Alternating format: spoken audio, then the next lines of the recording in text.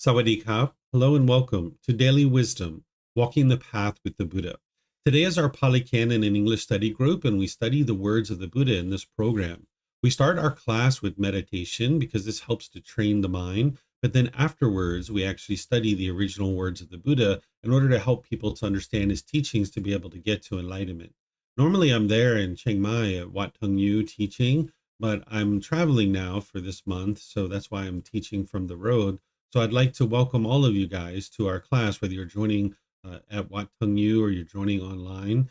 Now, one of the things I could have done is just put a sign up that says, the temple's closed and I'm not teaching until I get back in about a month. But there's some students there that were interested in seeing the classes continue. So they're there to open up the temple and invite people in and be able to allow me to continue to teach. And you guys can be greeted by someone who's able to teach. So thank you to all of you students back there who are choosing to open up the temple and allow people to come and learn. So what I'm going to do is I'm going to start with breathing mindfulness meditation, where this is a meditation that trains your mind to let go. It helps eliminate the underlying cause of discontentedness. The way I start this is with some chanting in order to be able to ease the mind into meditation and get more benefit out of the meditation itself. If you'd like to meditate and you'd like to chant along, you're more than welcome to. There at the temple, there's a cabinet, a white cabinet over by the bulletin board that has the chanting sheets there. And you're welcome to chant along in the meditation. You'll actually get more benefit out of the meditation if you like. For those of you guys online, you'll find this on our website at buddhadailywisdom.com. You can click on free books. And then if you scroll down towards the middle of that page, you'll find the chanting sheet there. Chanting was used during the lifetime of the Buddha to commit the teachings to memory. Every 2 weeks, the students would come together and they would recite his teachings orally. So it was used as a learning tool, as a learning device. There aren't any rites, rituals, ceremonies, worship, or prayer in the teachings of the Buddha. If you're seeing those kinds of things associated with his teachings, those aren't his actual teachings. So the chanting that we use today is to ease the mind in the meditation and get more benefit out of the meditation itself. Because we don't need chanting as a way to remember the teachings. We actually use books, audiobooks, videos, podcasts, things like this to be able to actually study the teachings and commit them to memory. But during the lifetime of the Buddha, they didn't have those things, so that's why they use chanting. So you're welcome to chant along if you like.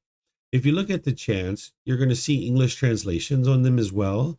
And if you look at those English translations, you're going to see a lot of appreciation, gratitude, and respect for the Buddha.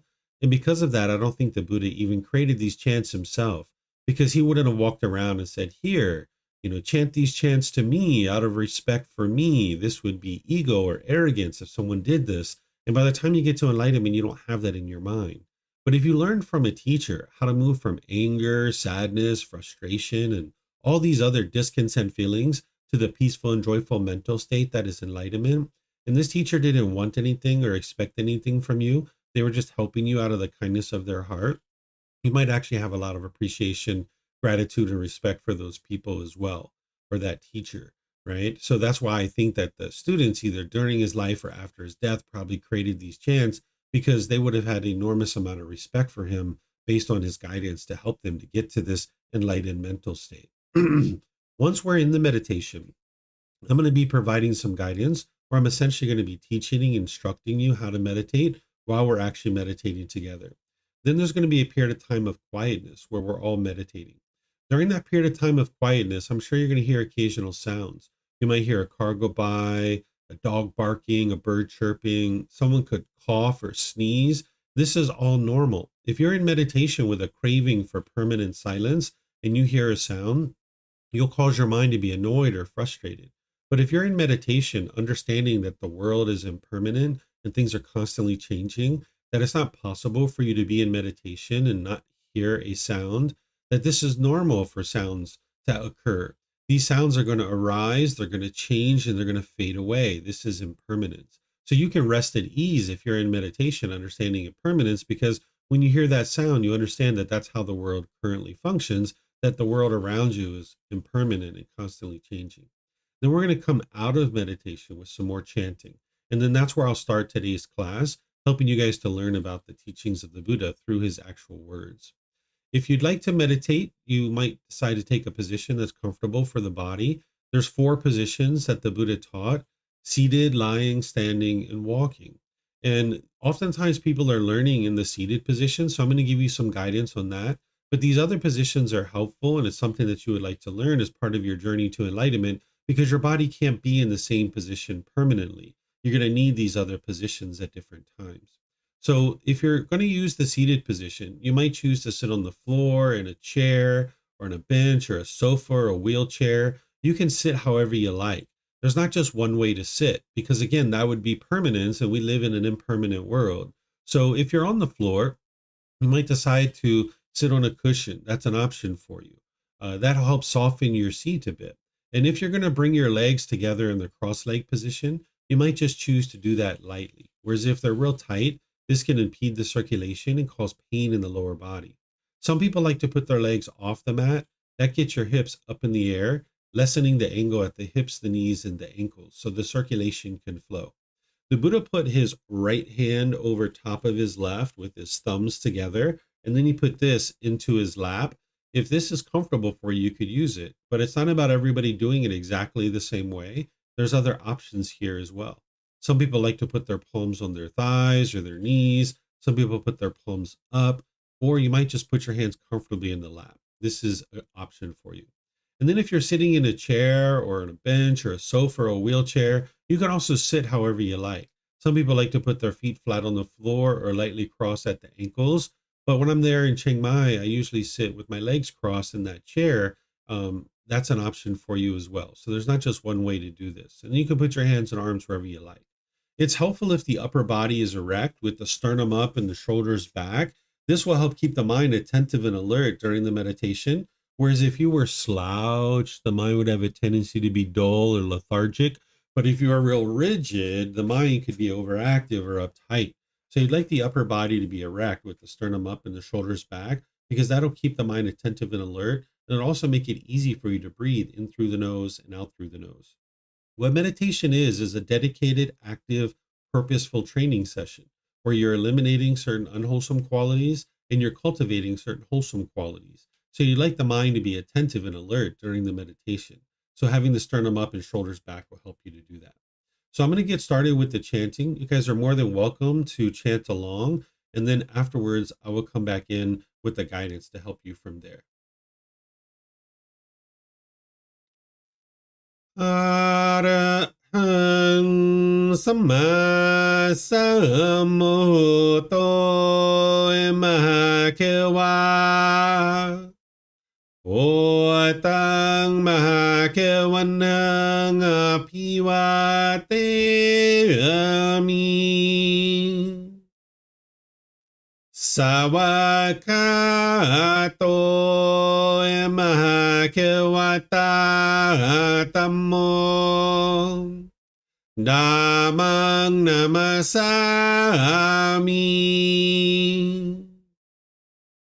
Supatipano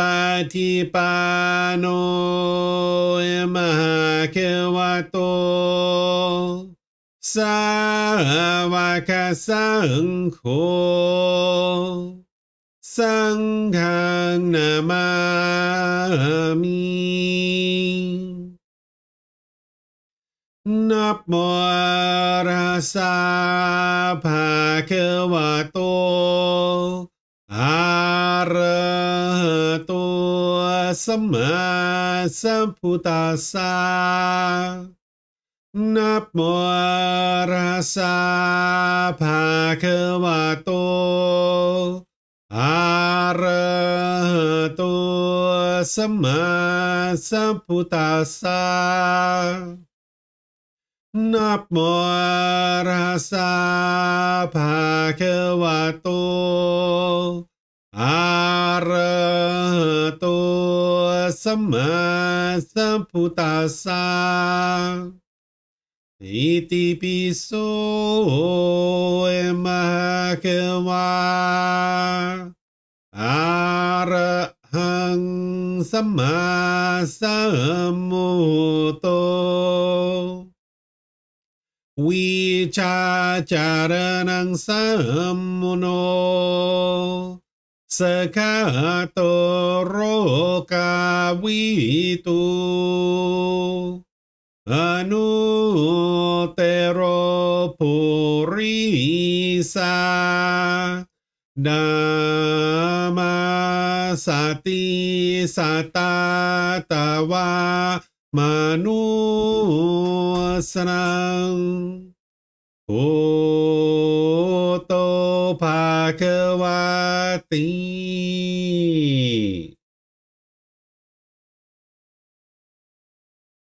Okay, with the lower body and hands and arms comfortable, and the upper body erect. Just close the eyes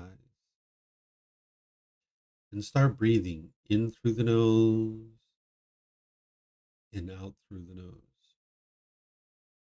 Here you're just looking to establish the breath, a nice, natural, steady, consistent breath. Not forced or controlled, just a gradual inhale through the nose, experiencing the full breath. And then, whenever you're ready, exhale out through the nose, breathing in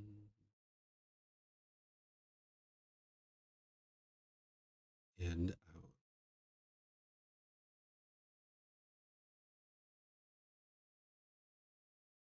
Breathing in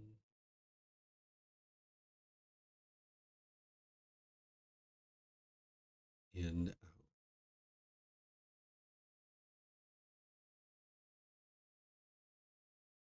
Your breath may not match up with the guidance that I'm providing, and that's okay. This is your practice. I'm just here for guidance. You can use this voice as a reminder that whenever you get to the next inhale, breathing gradually through the nose, developing a nice, natural, steady, consistent breath. And then, whenever you're ready, exhale out through the nose, experiencing the full breath.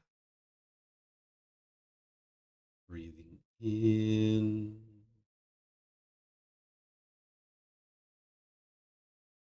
and out.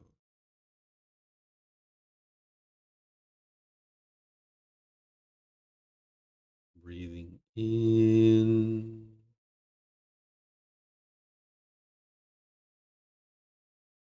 and out.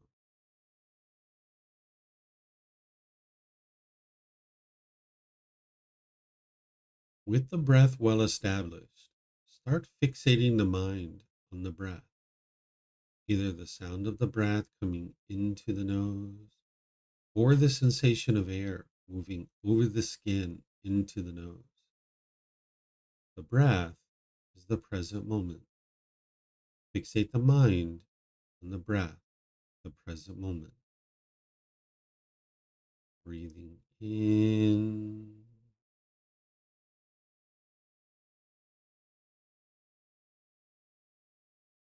and out.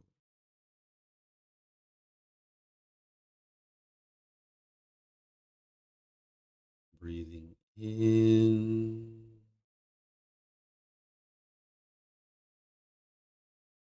and out.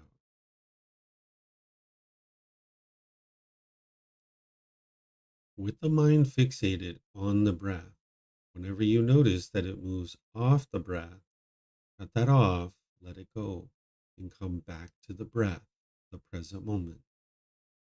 No need to observe the thought, label it, judge it, analyze it, or even try to figure out where it's coming from. Whenever you notice that the mind is moved off the breath, cut that off, let it go, and come back to the breath, the present moment. Breathing in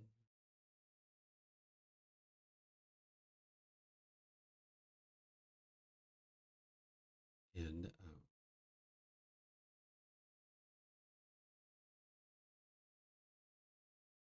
Breathing in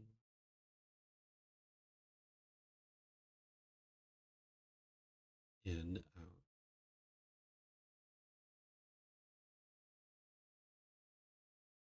I'm going to be quiet now and let you do this work. of focusing on the breath, cutting off and letting go anytime the mind moves off the breath. You have nowhere to go. There's nothing to do.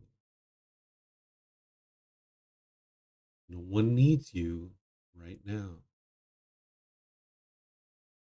This is your time to focus on the breath. Breathing in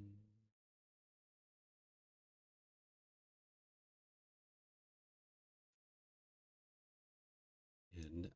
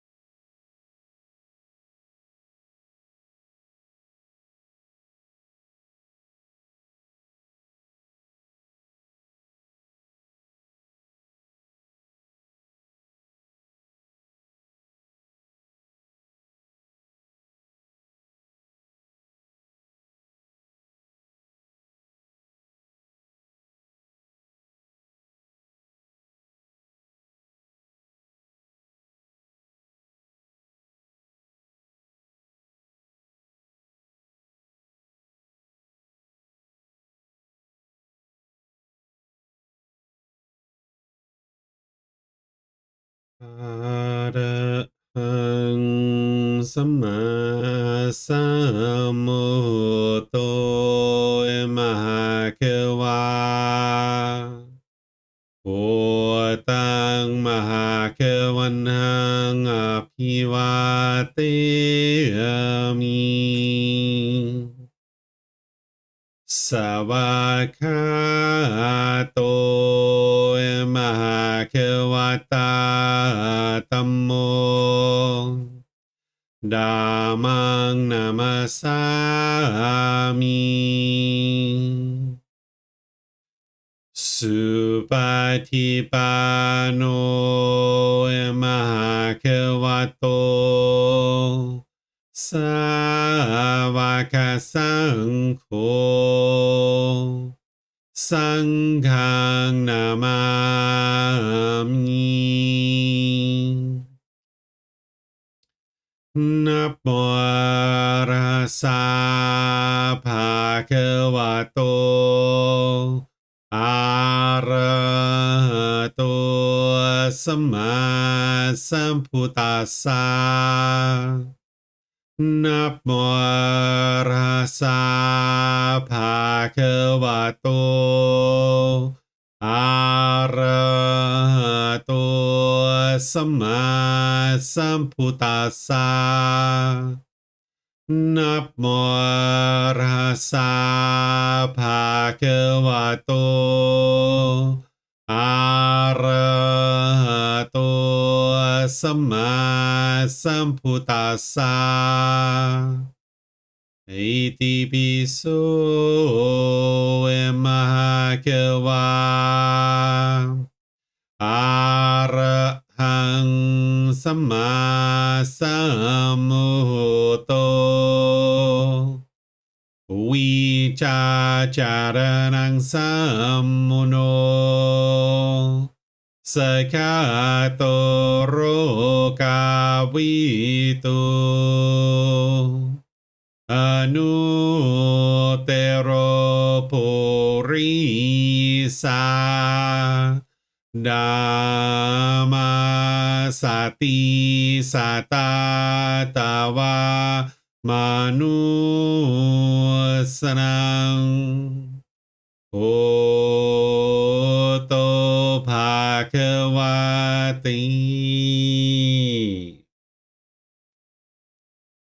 If you guys would like to slowly make your way out of meditation, once again, welcome to all of you guys. Nice to see everyone there at Wat Tung. Welcome to everyone online who's joining as well. Today is our Pali Canon and English study group, which I'll explain to you guys what that is here in a moment. But first, let's just talk about this meditation a little bit. This is called breathing mindfulness meditation. This is a primary form of training that the Buddha used in order to train his mind to get to enlightenment. This meditation is training your mind to let go, because what's causing the mind to be angry, sad, frustrated, and all these other discontent feelings, whether it's stress, anxiety, guilt, shame, fear, loneliness, boredom, any of this, is the mind's holding on. It's craving permanence, and the mind needs to be trained how to let go. So that's what this meditation is doing. The goal here isn't to eliminate your thoughts. That's not what the goal is here. You're going to have thoughts during meditation. The goal is to notice the thoughts sooner and sooner and let them go easier and easier. This is going to, over multiple sessions, train your mind to be able to let go, because that's what the mind doesn't know how to do in the unenlightened state. It's holding on and craving permanence. So what I do with all the different programs that I share is I teach people how to make their way to this enlightened mental state. What enlightenment is where the mind's completely peaceful, calm, serene, and content with joy. The mind no longer experiences any discontent feelings. By the time you get to enlightenment, you won't experience anger, sadness, frustration, irritation, annoyance, guilt, shame, fear, stress, anxiety, loneliness, boredom, shyness, resentment, jealousy. All of this can be eliminated from the mind by training the mind. And there's various teachings that you would need in order to be able to accomplish that. You can't just meditate your way to enlightenment. The teachings of the Buddha are not beliefs. They're not rules and commandments. It's not rituals and ceremonies and prayer. If you're seeing these kinds of things associated with his teachings, those aren't his actual teachings. He didn't teach those kinds of things. He's teaching you to do this inner work, this inner growth and development, becoming a better and better individual, moving to this higher consciousness where you're making wiser and wiser decisions in your day-to-day life. So what I do is I help people to understand those teachings to be able to uproot the causes and conditions that are producing the discontent feelings. The Buddha discovered these 10 individual pollutions in the mind, and he figured out the tools and the techniques of how to uproot them and get them out of the mind. And that's where the mind's experiencing more and more of the qualities of enlightenment.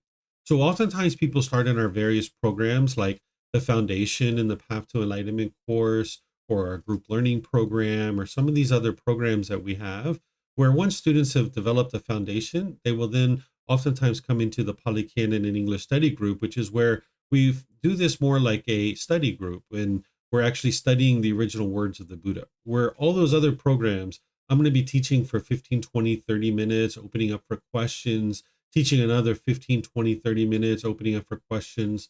What I do in this program is I share the original words of the Buddha with you guys so that you guys can see what did he actually teach.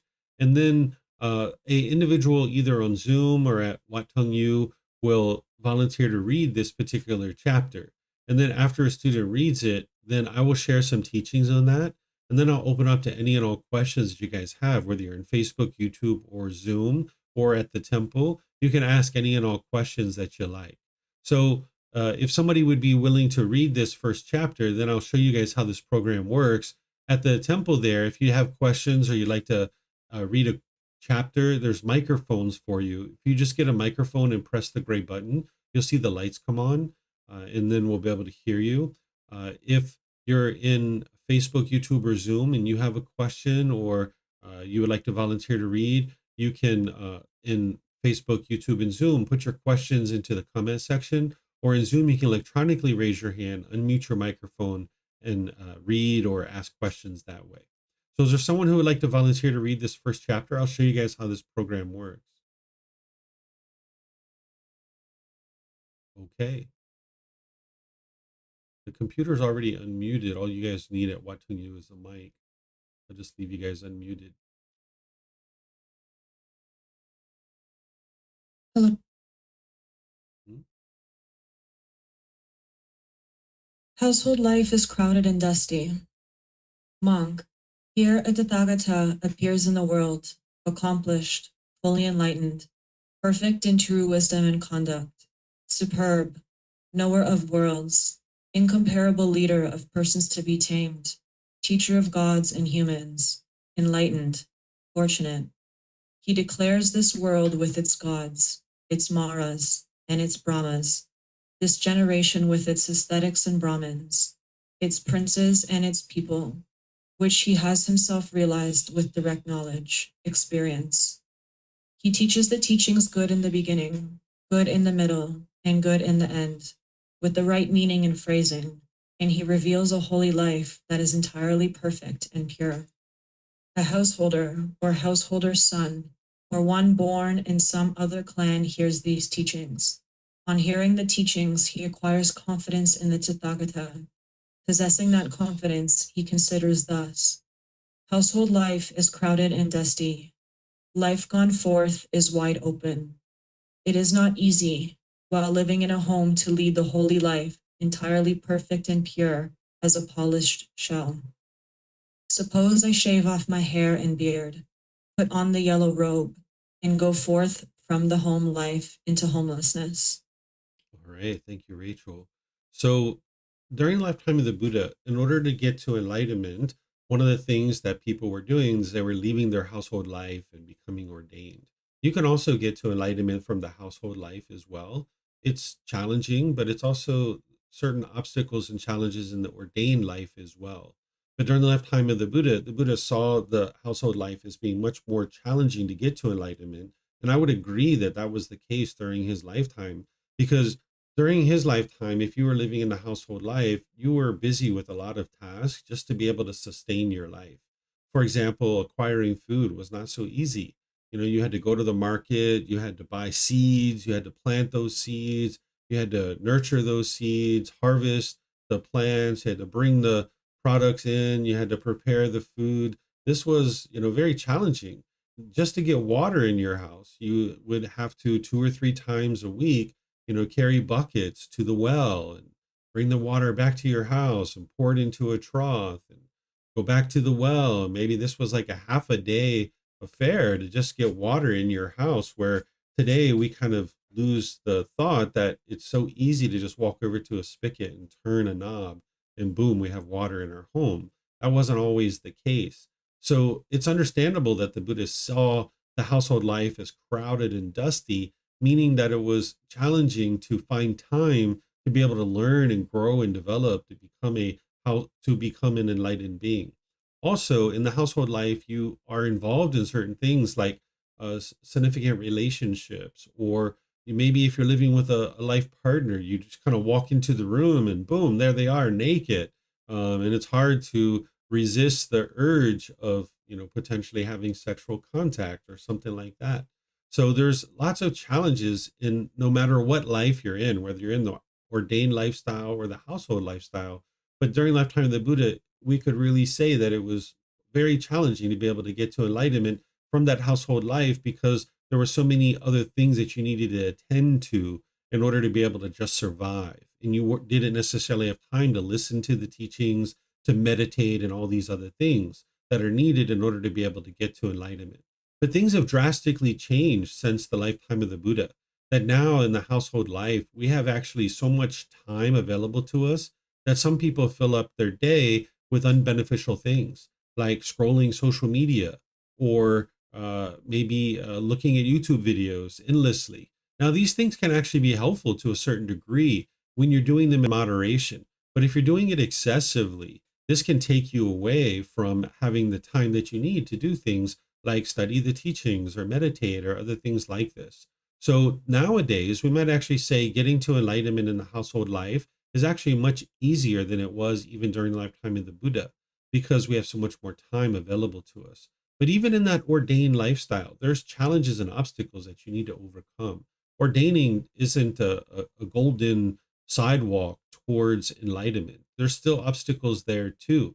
So no matter what life you're in, no matter what lifestyle you lead, you're going to need to be able to train your mind and uproot the causes and conditions that are producing the unenlightened state, and allows you to now get to this enlightened mental state.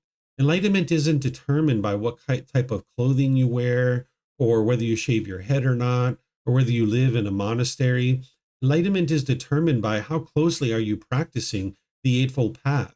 The Eightfold Path is the core central teaching of the Buddha that's training the mind to be able to get to this enlightened mental state. It's the defilements or the pollutions of the mind that are keeping the mind in the unenlightened state, and it's uprooting those out of the mind that's going to produce the enlightened mental state. And there's nothing about the ordained lifestyle that makes it exclusive to only those individuals being able to get to enlightenment. Anything that is needed in order to be able to uproot the pollutions of mind, that can be accomplished through the household life as well. There needs to be a certain amount of discipline. There needs to be a certain amount of access to the teachings. There needs to be commitment and dedication to learning and growing. The mind needs to be sure it overcomes its complacency, but there's a way for you to be able to make your way to enlightenment. In this particular book that we're starting here, this is volume 8 of our book series, which is titled The Foremost Householder. And we've got a whole collection of teachings that are geared toward household practitioners. But all the other books are geared towards household practitioners too, because you're going to need to learn those things as well. But this is just kind of specifically towards household practitioners. And there's things here that ordained practitioners would need to know in this particular book as well. So let me know what questions you guys have here in this particular chapter. You can put that into Facebook, YouTube, or Zoom, or you can raise your hand in Zoom and ask any questions that you like.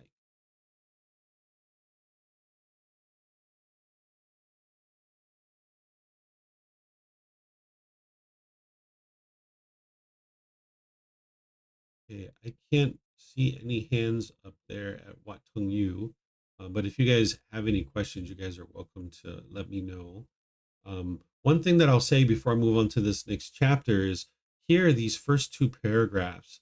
This is an important part to be able to understand, because you'll see many places where people will say that the Buddha did not teach about God, that he denied the existence of God, or he rejected God, Or some people will say that when he was asked a question about God, that he refused to answer it.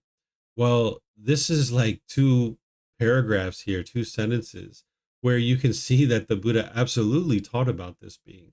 Anybody who says that the Buddha didn't teach about this being just hasn't penetrated his teachings closely enough.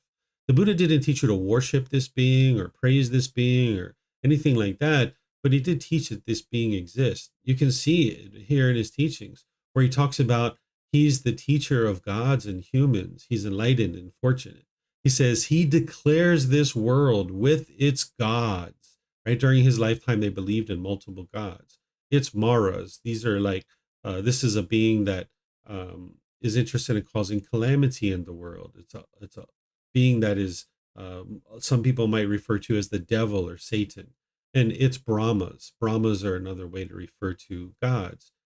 So he says that this generation of its ascetics and Brahmins, its princes, and its people, which he has himself realized with direct knowledge. So that means he understood himself through his own direct experience that these things existed, right? So he knew of God's existence. So he just didn't teach that God was the one who's controlling the world or punishing you and rewarding you or judging you or anything like that. So he didn't put God at the center of his teachings. He put you at the center of his teachings because it's your decisions that are going to lead to any particular result that you experience in life. And it's your decisions that's going to lead to whether you experience enlightenment or not. So this is our first chapter. What you have here in each one of these books is you have the words of the Buddha. You have a reference that takes you back to the original source teachings. That's part of the Pali Canon. The Pali Canon is the largest, most complete collection that we have of the teachings of the Buddha. It's 45 volumes of books that are quite thick. And what this book series does is it extracts that and puts it into a manageable set of teachings that you can actually approach and learn and understand. Then you've got words from me in each one of these chapters that are helping you to understand how to integrate these teachings into your day-to-day life. So you'll see that as part of each chapter in each book. So this second chapter here, I'm going to move on from this one because I don't think this is the best teaching for us for our class today.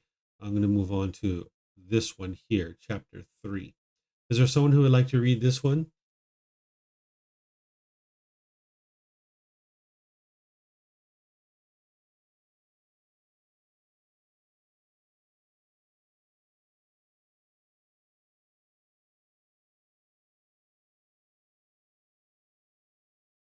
Repaying one's mother and father. Monks, there are two persons that cannot easily be repaid. What two? One's mother and father.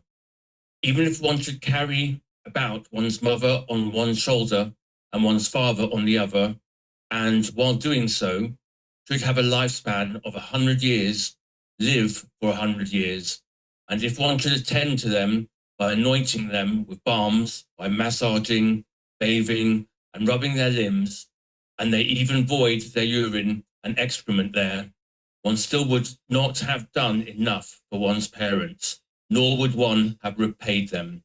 Even if one were to establish one's parents as the supreme lords and rulers over this great earth, abounding in the 7 treasures, one still would not have done enough for one's parents, nor would one have repaid them.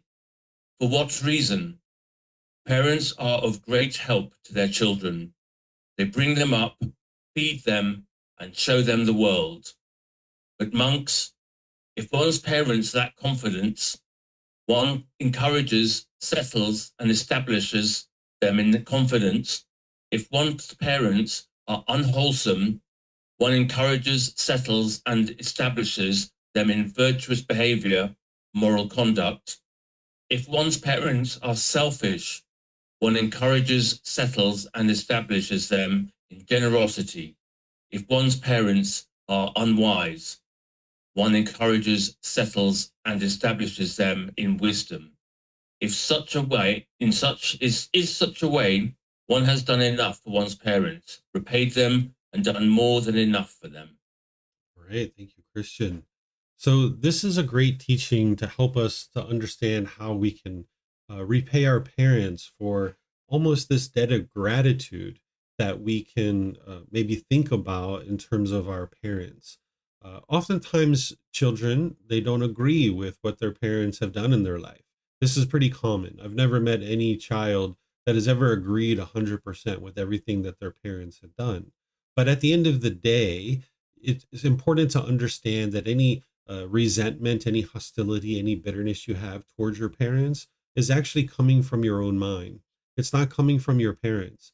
That if you have a certain expectation of what your parents should or shouldn't be doing in your life, your parents are always going to fall short of that because that's the mind's craving. That's the mind's longing, yearning. That's the mind's expectation of what you want and what you expect. And when the mind doesn't get what it wants or what it expects, the mind experiences anger and frustration. So looking back on your childhood, you most likely didn't get what you wanted and what you expected. But you can't change anything about your childhood. You can't go back there and change that. All you can do is get to a point where you understand that whatever occurred, good, bad, or indifferent, that's what occurred. And let go of any wanting or expectations of how things should have been, because things were never going to be exactly that way. Because it was only our own mind that had the idea that our childhood should have been exactly that way. And instead, our life experienced a bunch of impermanence, which we didn't get what we wanted or what we expected. And that's normal. That's the way the world's constructed.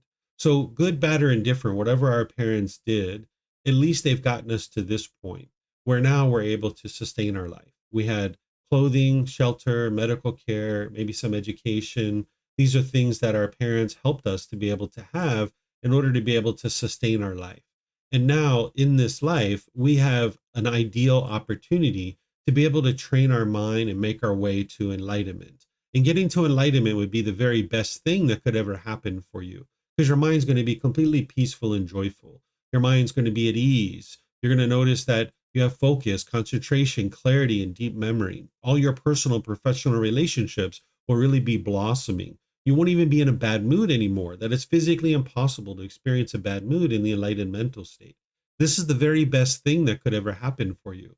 And it's the human realm that you're capable of being able to do that in. Of course, the heavenly realm is capable of that too. But in the lower realms of hell, the animal realm, the realm of afflicted spirits, which are like ghosts, you're not able to actually accomplish this. So here we are in this human realm.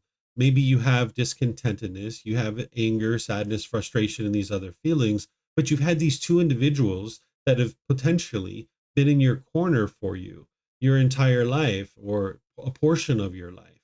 And now you might have resentment or hostility towards them for certain things that they've done. And you might feel like there's problems there. Well, you can overcome that through training your mind and get to a point where you have this gratitude towards your parents. That no matter what they did, you at least have appreciation for the fact that they helped you to be able to get to this point where you can sustain your life. Because when you came into this world, none of us was able to sustain our life.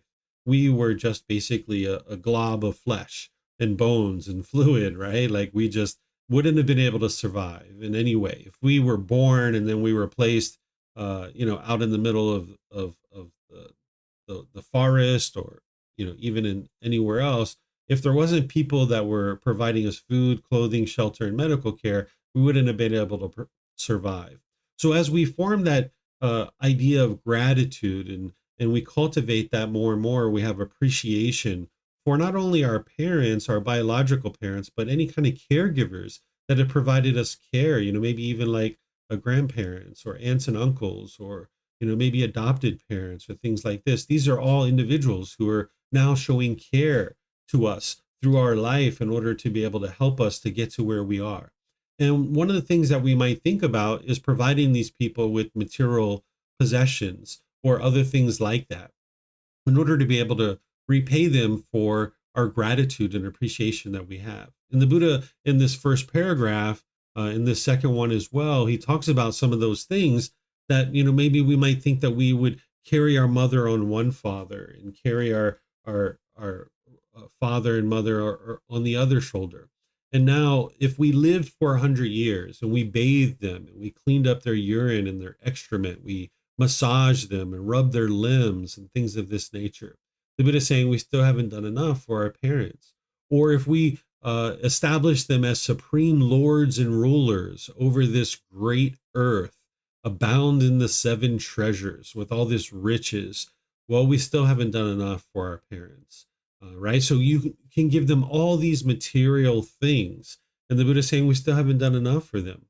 The reason why is because parents bring us up, they feed us, they show us the world, right? This is a great benefit to us that they help us in our life. And again, some of us, instead of having biological parents take care of us, we have caregivers that choose on their own to provide us this care. Well, if we notice that these individuals who are caring for us are lacking any of these four things that the Buddha is describing, he's suggesting that you would be wise to encourage, settle, and establish them in these four qualities. And in doing so, you would have repaid these people for the gratitude and appreciation that you had. Because no matter how many material objects or possessions that you could share with someone, that pales in comparison to these four things that he's talking about: confidence, the wholesome moral conduct, generosity, and wisdom. These are four qualities that are actually going to lead to enlightenment. So that's why he describes it as a very high quality that we could repay to our parents or our caregivers. So when he talks about helping them to develop confidence, what he's talking about is confidence in him. Because one of the things that the mind has in the unenlightened state is it has doubt. It'll have doubt about the Buddha, the teachings, the community, your teacher, or your own ability to get to enlightenment. And when you have doubt, that's going to have you turn away from the teachings, where you will doubt whether these teachings actually work or not, and you'll turn away from them, and you won't actually learn them in order to train your mind. So if you have doubt about the teachings, there's no way that you could ever get to enlightenment, because you won't even take the time to actually study them. But you can take this doubt and you can harness it, turning it into an inquisitive mind. And now, as you investigate and examine the teachings, you will actually see, as you implement them in your life, that they actually work, that it improves the condition of your mind, it improves the condition of your life. And this is where you'll gain more and more confidence. And as you gain confidence, but you see your parents lack confidence, you might decide to help settle and establish them in confidence of the teachings of the Buddha. One of the ways you can do this, because you're going to need to do this skillfully if you choose to do it, is first you need to investigate the teachings yourself so that you have confidence in the teachings. So if you investigate and examine his teachings, you reflect on them to verify if they're true or false, and then you practice his teachings, slowly but surely you'll gain this confidence. And then when you see your parents are struggling with something, you might say something like, the Buddha has a really great teaching that could help you in that situation. And then just pause there and see what they say. If they say, oh yeah, well, what is that teaching? Well, now they're interested and you can actually share the teaching with them. But if they don't say anything at all, you would be unwise to try to force the teaching on them. That's not what the Buddha is talking about here in his guidance. Because if you were to try to force the teaching on somebody, that would be coming from your own craving and it'd be coming from your own ego. You're not interested in doing that. You would like to kind of open the door for somebody and then see if they're going to walk in. And if they walk in, then okay, let's have a conversation. So that's why if you say, the Buddha has a really great teaching that would help you in that situation, right? Now you're helping them to see that you have confidence in his teachings, and now they might be interested in that. And now you can share the teaching with them if they're interested. But if they don't show interest, then just don't share it with them. And maybe you do this 2 or 3 times over the course of like a year or so. And if they never step forward and are interested in sharing the teachings or learning the teachings, you've done enough, right? Then they're not interested in learning the teachings. You've done enough to try to repay them because you attempted to encourage, settle, and establish them in this confidence. When an individual is unwholesome, like your parents are unwholesome, meaning they have unwholesome moral conduct, maybe you see them saying or doing things that are unwise. Maybe they're stealing. Maybe they're cheating on each other, having sex with other people. Maybe they're saying racist or hateful things. You can try to settle, establish them, or encourage them in this virtuous behavior. And again, you're going to need to do this skillfully.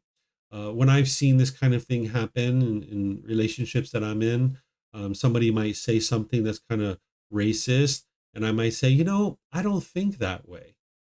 And then that person might say, oh yeah, well, how do you think? And I'll share it with them, because then they're interested in how I think. And then I can help them to see that, just because someone has a different color of skin doesn't make them any lesser of a person. And it would be wise for us to treat everybody with love and kindness and respect. And then that person can choose on their own whether or not they're going to practice that same teaching.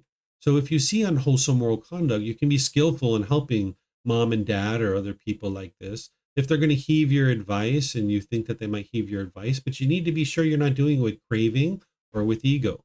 If you notice that someone is selfish, like your parents are selfish, if they're holding on to things very tightly, they're going to be selfish. That's what craving, desire, attachment is. They'll hold on to their money or their material possessions. They'll be unwilling to share it with the people around them. Generosity is something that trains the mind to let go.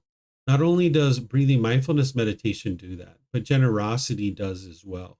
So where you see they might be selfish, you might decide to encourage, settle, or establish them in generosity. And this will help them to be able to train their mind to let go, ultimately helping them to get closer and closer to peace and joy.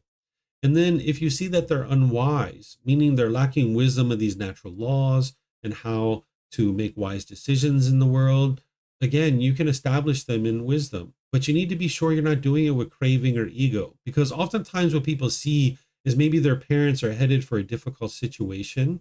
And if they're experiencing difficulties, maybe you experience painful feelings.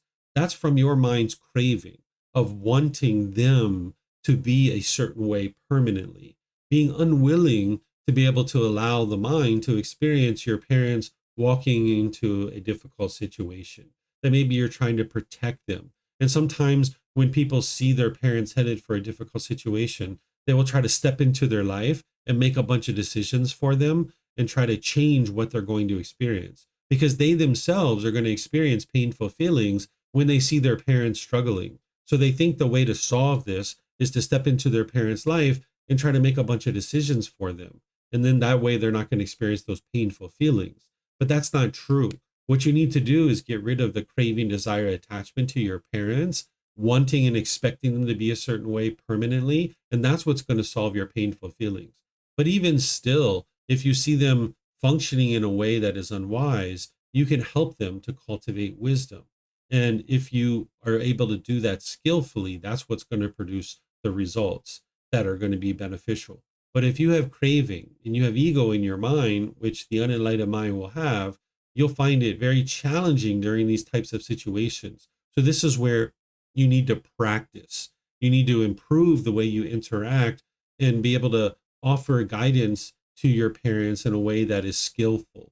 And this is where the Eightfold Path really comes in, because you need to understand things like right view, right intention, right speech, right action. These are going to help you to be able to then skillfully approach your parents, to be able to encourage, settle, and establish them in either confidence, virtuous behavior, generosity, or wisdom. And this is the very best way to be able to repay that debt of gratitude to your parents, that they can now learn these things, practice these things, and experience more and more peace and joy in their life through getting closer and closer to enlightenment. So let me know what questions you guys have here. This is repaying one's mother and father.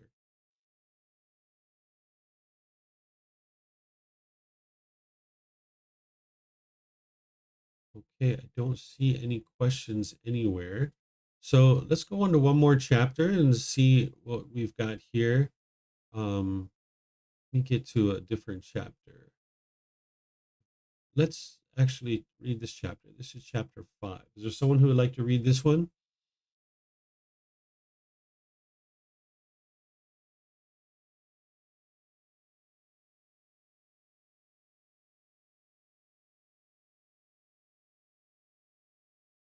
Four things wished for, desired, agreeable, and rarely gained in the world. Householder, there are these four things that are wished for, desired, agreeable, and rarely gained in the world. What for? One things. May wealth come to me righteously. This is the first thing in the world that is wished for, desired, agreeable, and rarely gained in the world. I mean, gained when righteously, one things. May fame come to me and my relatives and preceptors. This is the second thing in the world that is wished for, desired, agreeable, rarely gained in the world. Having gained wealth righteously, and having gained fame for oneself and for one's relatives and preceptors, one thinks, may I live long and enjoy a long lifespan. This is the third thing in the world that is wished for, desired, agreeable, rarely gained in the world. Having gained wealth righteously, having gained fame for oneself and for one's relatives and preceptors, living long and enjoying a long lifespan, one thinks, with the breakup of the body after death, may I be reborn in a good destination, in the heavenly world. This is the fourth thing in the world that is wished for, desired, agreeable, rarely gained in the world. These are the four things that are wished for, desired, agreeable, and rarely gained in the world. There are, householder, four other things that lead to obtaining these four things, those four things. What for? Accomplishment in confidence, accomplishment in virtuous behavior, accomplishment in generosity, and accomplishment in wisdom. And what, householder, is accomplishment in confidence? Here, a noble disciple is endowed with confidence. He places confidence in the enlightenment of the Tathagata thus. The perfectly enlightened one is an arahant, perfectly enlightened, accomplished in true wisdom and conduct, fortunate knower of the world, unsurpassed trainer in persons to be tamed, teacher of heavenly beings and humans, the enlightened one, the perfectly enlightened one. This is called accomplishment and confidence. And what is accomplishment in virtuous behavior? Here, a noble disciple abstains from the destruction of life, abstains from taking what is not given, abstains from sexual misconduct, abstains from false speech, abstains from liquor, wine, and intoxicants, substances that cause heedlessness, the basis of heedlessness. This is called accomplishment in virtuous behavior. And what is accomplishment in generosity? Here, a noble disciple resides at home with a mind free from the stain of selfishness, freely generous, open-handed, joyful in relinquishment, devoted to charity, joyful in giving and sharing. This is called accomplishment in generosity. And what is accomplishment in wisdom? If one dwells with the mind overcome by longing and unrighteous sensual desires, what should be avoided and neglects one's duty, so that one's fame and peacefulness are spoiled. If one dwells with the mind overcome by ill will, one does what should be avoided and neglects one's duty, so that one's fame and peacefulness are spoiled. If one dwells with the mind overcome by complacency, one does what should be avoided and neglects one's duty, so that one's fame and peacefulness are spoiled. If one dwells with the mind overcome by restlessness and worry, one does what should be avoided and neglects one's duty, so that one's fame and peacefulness are spoiled. If one dwells with the mind overcome by doubt, one does what should be avoided and neglects one's duty, and that one's fame and peacefulness are spoiled. When, householder, a noble disciple is understood thus, longing and unrighteous sensual desires are a defilement of the mind, he abandons them. When he has understood thus, ill will is a defilement of the mind, he abandons it.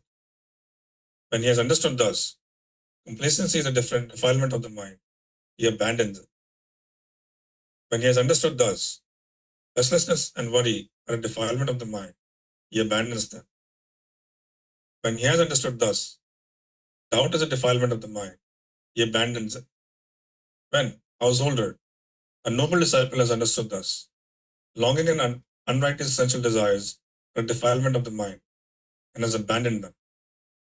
When he has understood thus, ill will is a defilement of the mind, and has abandoned it. When he has understood thus, complacency is a defilement of the mind, and has abandoned it. When he has understood thus, restlessness and worry are a defilement of the mind, and has abandoned them. When he has understood thus, doubt is a defilement of the mind, and has abandoned it. It is then called a noble disciple of great wisdom, of wide wisdom, one who sees the range, one who one accomplished in wisdom. This is called accomplishment in wisdom. These are the four things that lead to obtaining the four things that are wished for, desired, agreeable, and rarely gained in the world. Thank you. All right. Thank you, Vibhav. So here the Buddha starts off this discourse with talking about these four things that are wished for, desired, agreeable, but rarely gained in the world. That is wealth, fame, a long life, and then people oftentimes want to be born in heaven. That's not the ultimate goal of the teachings of the Buddha, and that's not what he's guiding you to be able to accomplish. He's guiding you to get to enlightenment in this life. Being in heaven is not a permanent existence, and those beings are still in the cycle of rebirth. They still need to get to enlightenment. They can do it from that existence, but oftentimes they're very complacent and they're reborn into other realms, and then they continue in the cycle of rebirth. So what you would like to do is instead focus on getting to enlightenment in this life. That's what's actually going to help you to live a wonderful life this life and then not experience continuous birth over and over and over again. Nonetheless, in the unenlightened state, what people are oftentimes longing, yearning for is wealth, fame, long life, and then being reborn into this heavenly world. Well, these are four things that can be accomplished through wise decision making, not through longing, yearning. If you're longing, yearning, and chasing after these things, it's not wise, but you can actually make your way towards these accomplishments if this is what it is that you would like. In order to be able to get to these things, there's four certain qualities that can be practiced. And this isn't what the goal of the teachings are. It's not to get you to wealth. It's not to get you to fame or long life or to the heavens. That's not the goal of his teachings.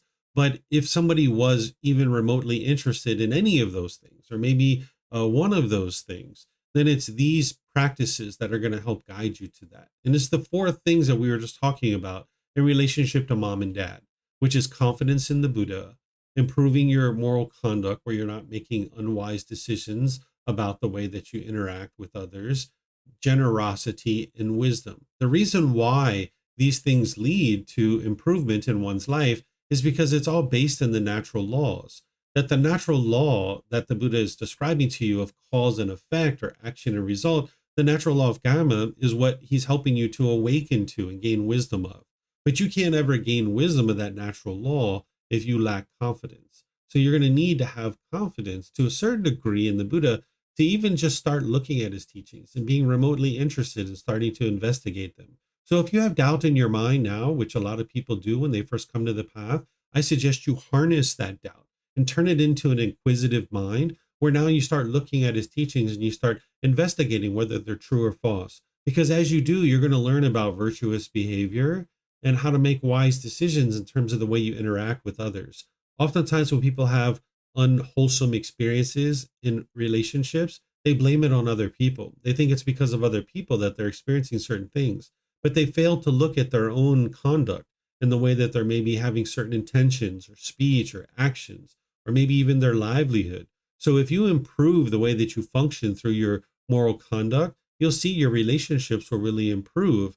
So that's what the confidence is going to help you to be able to do, is gain the wisdom of this virtuous behavior. And then you'll be able to understand generosity and how that fits into your practice in training your mind to give and share with others. Because what the mind will tend to do is it'll tend to be selfish and hold on to things. And then you're going to need to gain this wisdom of the path to enlightenment. That's what's going to help you to be able to train your mind.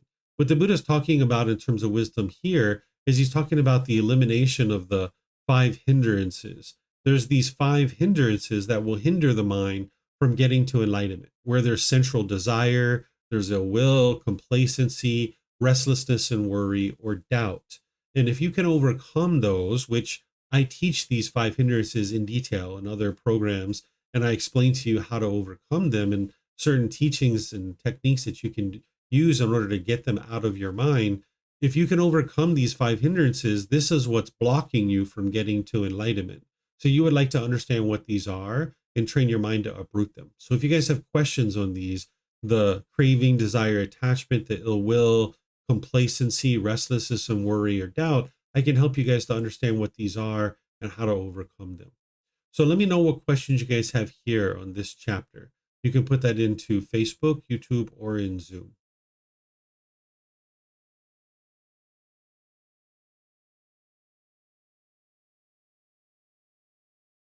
Okay, I'm not seeing any questions anywhere. So what I'll do then is I'll just end class the way I typically do, which is saying thank you for joining. Thank you for your interest in learning and understanding the teachings of the Buddha. I'm going to be away until the 24th of September, and then I'll be back in Chiang Mai and be teaching from there. But I'll be teaching while I'm on the road like this, helping students to be able to understand the path through the normal classes that we have on Sunday, Wednesday, and Saturday. So thank you all again for the students there at Wat Tung that are opening the temple up and allowing people to be able to come and learn. And thank you for everyone for participating. And perhaps I'll see you guys in a future class. Be well and take care. Sawadee Kap.